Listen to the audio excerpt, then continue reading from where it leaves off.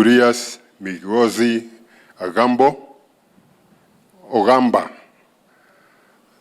Her Excellency, the Governor of Nakuru County, Madam Susan Kihika, all the honorable senators, honorable members of parliament, the Inspector General of the Kenya Police Service and the officers, and all the uniform officers present, the bereaved families and the parents and students of Utumishi girls, the teachers and the people present who have attended this function to mourn with us. I want to take this opportunity on my own behalf, on my family, and the members of the BUM, which has already been dissolved, to convey my sincere condolences to the family, friends, relatives, and the fraternity of the Utumishi girls. Our condolences following the death of our students who perished in this unfortunate incident. From that, I would like to say I have been seeing a lot in the social media talking about the school. They don't know how it started, but they were being told that the school was started by Edward Mbugua. That is true. I'm the one called Edward Mbugua. The school started, we started in 2018. I was in my first year as the Deputy Inspector General of the Kenya Police Service. I came for a prize giving day in July at Utumishi Boys. When I was there, one of the parents challenged us. He asked us, "You policemen, do you only give birth to boys and not to girls? Why did you build a school for the boys and you forgot about the girls?" Maybe the parent was not aware that when the boys' school started in 1993, it was a mixed school. But let alone, a decision was made to separate the boys and the girls. And that is how the school was separated. So I challenge the parent, if you are ready for us to build a school for the girls, I'm ready to read in starting the school. And then I donated Kenya shillings, 100,000 shillings to start the school. I challenge the parents and those people who are present this time to start contributing for the school. By the end of the contribution, we had only contributed 310,000, which I handed over for custody to Mr. Minor, the principal for Utumishi Boys.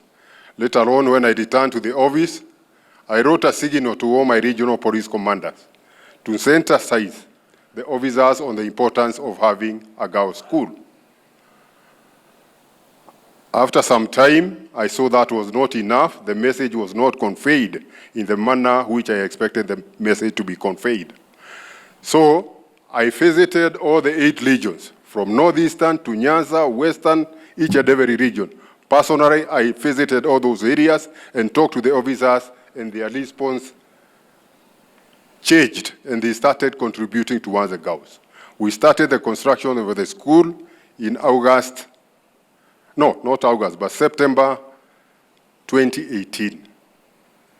By the end of 2019, December, the school was complete, and I sought the registration of the school, which was inspected and duly filed to conform with the requirement of the Ministry of Education, and the school was registered.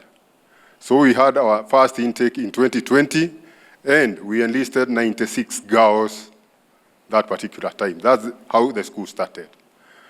After that, there were questions on how the dormitory, which was set on fire, was named after my daughter. Yes, it is true, it is named after her. What happened is that in June of 2021, my daughter was involved in a road accident in Nairobi, and she died at the scene. My friends and other people contributed to her funeral. After the funeral, I had excess money, and I told my family, this money is going to another cause, we are not going to use the money. So during a Harambee, I donated 10 million shillings, part of which was my contribution, and part was the funds which were meant for the funeral of my daughter. I think I have made that clear. So those who have been asking what happened, that is exactly what happened. The next thing I want to say is that we should consider.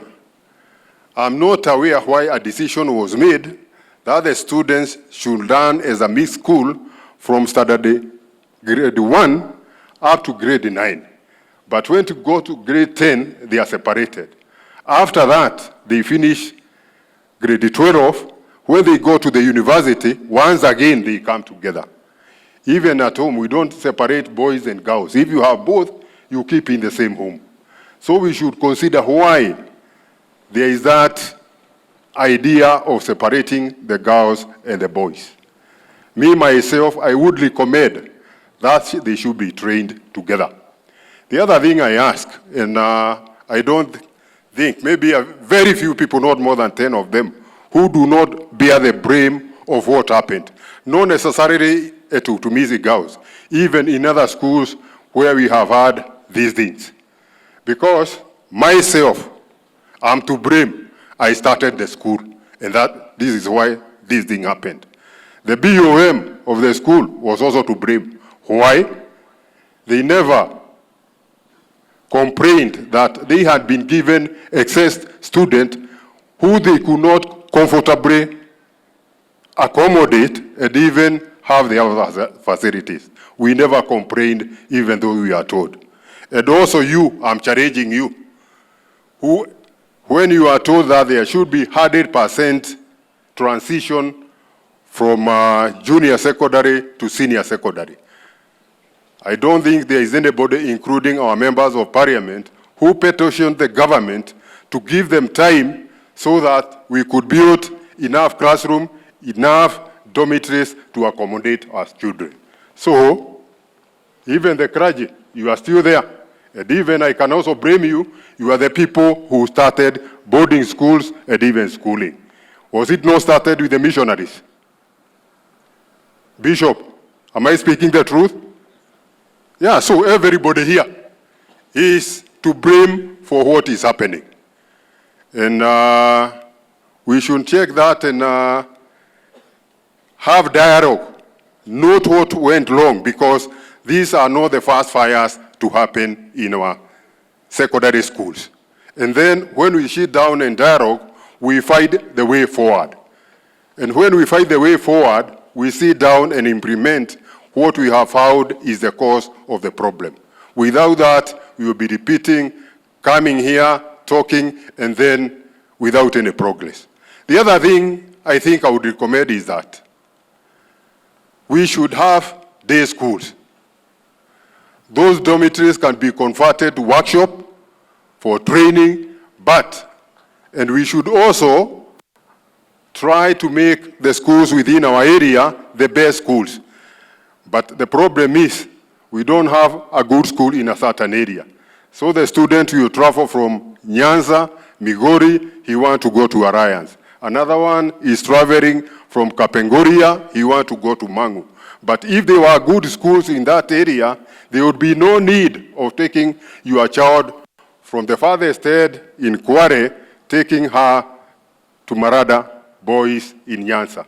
So those are some of the recommendations I'm making to you to be considered by the government so that we can be able to improve. Thank you, and may the Almighty God keep the departed souls in eternal peace. Thank you, and God bless you.